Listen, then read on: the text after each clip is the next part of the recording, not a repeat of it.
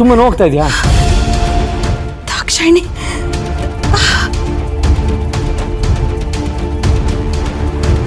ಅತ್ತೆ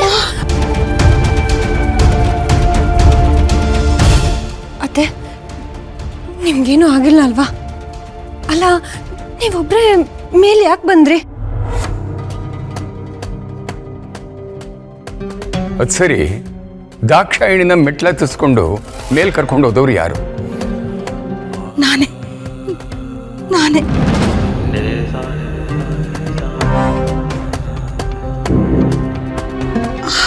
ಮಾಳವಿಕಾ, ನಿನಗೆ ಬುದ್ಧಿ ಇದೆಯೋ ಇಲ್ವೋ?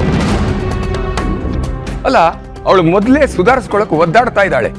ಅಂಥದ್ರಲ್ಲಿ ಅವಳನ್ನ ಮೆಟ್ಲು ಹತ್ತಿಸ್ಕೊಂಡು ಮೇಲ್ ಕರ್ಕೊಂಡು ಹೋಗಿದ್ಯಲ್ಲ, ಒಂದು ವೇಳೆ ಕಾಲ್ಜಾರಿ ಕೆಳಗೆ ಬಿದ್ದು ಏನಾದರೂ ಅನಾಹುತ ಆಗಿದ್ದಿದ್ರೆ ಯಾರು ಜವಾಬ್ದಾರರು? ಮಾಳ್ವಿಕಾ, ಇಷ್ಟೇನಾ ನಿನ್ ಶಕ್ತಿ? ಏನು ಈ ಮನೆ ನಿನ್ ಸರ್ವಸ್ವನ? ಇಲ್ಲಿರೋರು ಎಲ್ಲರೂ ನಿನ್ ಮಾತು ಮಾತ್ರ ಕೇಳ್ತಾರಾ? ದಾಕ್ಷಾಯಿಣಿ ಅತ್ತೆ ನಿನ್ ಮುಂದೆ ಏನು ಅಲ್ವಾ? ಸತ್ಯ ಏನು ಅಂತ ಈಗ ನಿನಗೆ ಗೊತ್ತಾಗಿರತ್ತೆ. ಅಲ್ಲ, ಸ್ವಲ್ಪ ಹೊತ್ತು ಮುಂಚೆ ದಾಕ್ಷಾಯಿಣಿ ಅತ್ತೆ ಹತ್ರ ಏನೋ ಚುಚ್ಚಿ ಚುಚ್ಚಿ ಮಾತಾಡ್ತಾ ಇದ್ದಲ್ಲ. ನಿನ್ ಮೇಲಿಂದ ಬಿದ್ದರೂ ಈ ಮನೆಯಲ್ಲಿ ನಿನ್ ಮೇಲೆ ಯಾರೂ ಕನ್ಸನ್ ತೋರ್ಸಲ್ಲ, ಯಾರೂ ಕೇರ್ ಮಾಡಲ್ಲ, ನಿನ್ ಬಗ್ಗೆ ಎಲ್ಲರೂ ಮರ್ತಿದ್ದಾರೆ ಅಂತ ಹೇಳ್ತಾ ಇದ್ದೆ. ಈಗ ನೋಡು, ನೀನ್ ಕೆಳಗಡೆ ಬಿದ್ದು ಒದ್ದಾಡ್ತಾ ಇದ್ರು ಎಲ್ಲರೂ ದಾಕ್ಷಾಯಿಣಿ ಅತ್ತೆ ಮೇಲೇನೆ ಕನ್ಸನ್ ತೋರಿಸ್ತಾ ಇದ್ದಾರೆ. ನಿನ್ ಪ್ಲಾನ್ ನಿನ್ಗೆ ಉಲ್ಟಾ ಹೊಡಿತು. ಇನ್ನು ಮುಂದೆ ನನ್ನ ಪರ್ಮಿಷನ್ ಇಲ್ಲದೆ ದಾಕ್ಷಾಯಿಣಿನ ಯಾರು ಎಲ್ಗೂ ಕರ್ಕೊಂಡು ಹೋಗೋ ಆಗಿಲ್ಲ. ಅರ್ಥವಾಯ್ತಾ? ಅಪ್ಪ, ಅಮ್ಮನ ಮೇಲೆ ಯಾಕೆ ಹೀಗೆ ಹೋಗಾಡ್ತಾ ಇದ್ದೀರಾ? ಅವ್ರೇನು ಬೇಕು ಅಂತ ದಾಕ್ಷಾಯಿಣಿ ಅಮ್ಮನ ಮೇಲೆ ಕರ್ಕೊಂಡು ಹೋಗಿರಲ್ಲ. ಅಲ್ಲ, ಅಮ್ಮ ಬಿದ್ದಿದ್ದಾರೆ, ಅವ್ರ ಕಾಲಿಗೆ ಪೆಟ್ಟಾಗಿದೆ. ನೀವು ಹೀಗೆ ಅವ್ರಿಗೆ ಬೈಯೋದು ಸರಿ ಅಲ್ಲಪ್ಪ. ಇಟ್ಸ್ ಓಕೆ ಶರತ್, ನಿಮ್ಮ ತಂದೆ ಗಾಬರಿನಲ್ಲಿ ಈಗೆಲ್ಲ ಮಾತಾಡ್ತಿದ್ದಾರೆ ಅಷ್ಟೆ. ನನಗೇನೂ ಆಗಿಲ್ಲಪ್ಪ, ಐ ಆಮ್ ಫೈನ್. ಅಮ್ಮ ನೋಡಿ, ಬನ್ನಿ ರೂಮಿಗೆ ಬನ್ನಿ, ರೆಸ್ಟ್ ಹೋಗಿ ನೀವು ಇದರಲ್ಲಿ.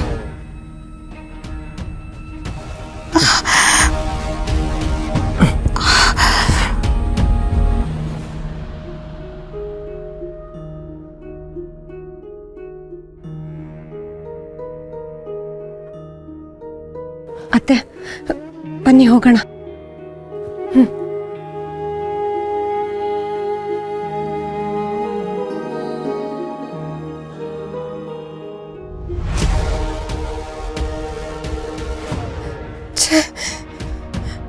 ದೇವ್ರೆ, ಇವತ್ತಲ್ಲ ನಾಳೆ ದುರ್ಗಾಗೆ ಮಾಳ್ವಿಕಾಳ ಅಸಲಿ ಬಣ್ಣ ತಿಳಿದು ಅವಳು ಕೆಟ್ಟವಳು ಅಂತ ನಂಬಿಡ್ಬೋದು. ಆದರೆ ಶರತ್ ಮಾಳ್ವಿಕಾ ಕೆಟ್ಟವಳು ಅಂತ ನಂಬೋದಕ್ಕೆ ಸಾಧ್ಯನೇ ಇಲ್ಲ. ದೇವ್ರೆ, ನೀನೇ ಬಂದು ಮಾಳ್ವಿಕಾ ಒಳ್ಳೆಯವಳಲ್ಲ ಅಂತ ಶರತ್ತಿಗೆ ಹೇಳಿದ್ರು ಅವ್ರು ನಂಬೋ ಥರ ಕಾಣಿಸ್ತಿಲ್ಲ. ಶರತ್ ಮಾಳ್ವಿಕಾನ ಪ್ರಾಣಕ್ಕಿಂತ ಹೆಚ್ಚಾಗಿ ಪ್ರೀತಿಸ್ತಾರೆ, ಕುರುಡಾಗಿ ನಂಬ್ತಾರೆ.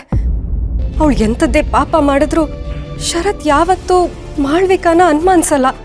ಈ ಮಾಳ್ವಿಕಾ ಮುಖವಾಡ ಕಳಿಸ್ಬೇಕಾದ್ರೆ ಶರತ್ ಅವಳ ಮೇಲೆ ಇಟ್ಟಿರೋ ಕುರುಡು ಪ್ರೀತಿನ ಒಡಿಬೇಕು. ಆದರೆ ಹೇಗೆ?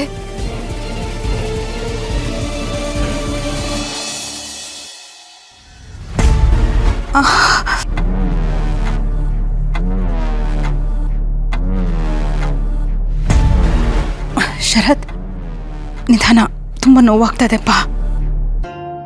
ಅಪ್ಪ ನಿಮಗೆ ಬೈದರು ಅಂತ ಬೇಜಾರು ಮಾಡ್ಕೋಬೇಡಿ. ಅವರು ಆ ಮೂಮೆಂಟ್ಗೆ ಆ ಥರ ರಿಯಾಕ್ಟ್ ಮಾಡಿದ್ರು ಅಷ್ಟೇ. ಅದನ್ನೆಲ್ಲ ಮನ್ಸಿಗೆ ಹಾಕೋಬೇಡಿ ಅಮ್ಮ. ನೀವು ಆರಾಮಾಗಿ ರೆಸ್ಟ್ ಮಾಡಿ. ದಾಕ್ಷಾಯಿಣಿ, ನೋಡು, ನೀನು ಹೆತ್ತ ಮಗ ಯಾವಾಗಲೂ ನನ್ನ ಕಾಲು ಬುಡದಲ್ಲೇ ಬಿದ್ದಿರ್ತಾನೆ. ನೀನು ಜನ್ಮ ಕೊಟ್ಟಿದ್ಯಾ, ನಾನು ಜೀವನ ಕೊಟ್ಟಿದ್ದೀನಿ.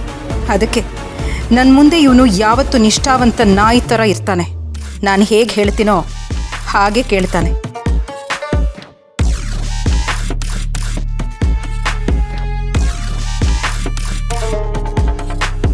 ಇಲ್ಲ, ಶರತ್ನ ದುರ್ಗಾಯಿಂದ ದೂರ ಮಾಡಲೇಬೇಕು. ಯಾವುದೇ ಕಾರಣಕ್ಕೂ ಇವರಿಬ್ಬರು ಒಂದಾಗಬಾರ್ದು. ಹತ್ರ ಆಗೋದಕ್ಕೆ ನಾನು ಬಿಡೋದಿಲ್ಲ. ಅಮ್ಮ, ತುಂಬ ನೋವಾಗ್ತಾ ಇದೆಯಾ? ಡಾಕ್ಟರ್ನ ಕರೆಸ್ಲಾ? ನೋವಾಗ್ತಾ ಇರೋದು ನಿಜ ಶರತ್, ಆದರೆ ಬಿದ್ದಿರೋ ನೋವಿಂದ ಅಲ್ಲ ಮಗನೇ, ಮನಸ್ಸಿನ ನೋವು. ನೀನು ನೋಡಿದಾಗ ನಿನ್ನನ್ನು ನೆನೆಸ್ಕೊಂಡಾಗ್ಲೆಲ್ಲ ನನಗೆ ತುಂಬ ಸಂಕಟ ಆಗುತ್ತೆ ಕಣೋ. ನನಗೋಸ್ಕರನ? ಅಮ್ಮ ಏನು ಹೇಳ್ತಾ ಇದ್ದೀರಾ? ಅಲ್ಲ, ನನಗೇನಾಗಿದೆ? ನೀನೆಷ್ಟು ಒಳ್ಳೆಯವನು ಶರತ್. ನಿನ್ನಂಥ ಮಗ, ನಿನ್ನಂಥ ಗಂಡ, ನಿನ್ನಂಥ ಅಪ್ಪ ಈ ಪ್ರಪಂಚದಲ್ಲಿ ಸಿಗೋದಕ್ಕೆ ಸಾಧ್ಯನೇ ಇಲ್ಲ. ನಿನಗೆ ಜೀವನದಲ್ಲಿ ಎಲ್ಲ ಸಂಪತ್ತು ಸುಖ ಸಿಕ್ಕಿದೆ. ಆದರೆ ನಿನಗೆ ಸಿಗ್ಬೇಕಾದ ನಿಜವಾದ ಪ್ರೀತಿ,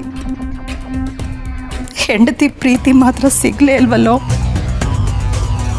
ಒಂದು ವೇಳೆ ಇವತ್ತು ನನ್ನ ಸೊಸೆ ಅಂಬಿಕಾ ಏನಾದರೂ ಬದುಕಿದ್ದಿದ್ರೆ ನೀನೆಷ್ಟು ಸಂತೋಷವಾಗಿರ್ತಾ ಇದ್ದೆ ಅಲ್ವಾ ಶರತ್? ಆದರೆ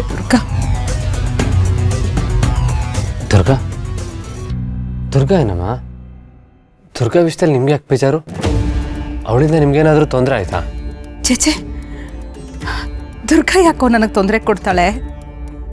ಪಾಪ, ಅವಳು ತುಂಬ ಒಳ್ಳೆ ಹುಡುಗಿ. ದುರ್ಗಾ ಕೂಡ ನನ್ನನ್ನು ಅಷ್ಟೇ ಪ್ರೀತಿ ಮಾಡಲಿ, ನೀನೇ ಅವಳು ಸರ್ವಸ್ವ ಆಗಿರಲಿ ಅಂತ ನಾನು ಎಷ್ಟು ಬೇಡ್ಕೋತೀನಿ ಗೊತ್ತಾ.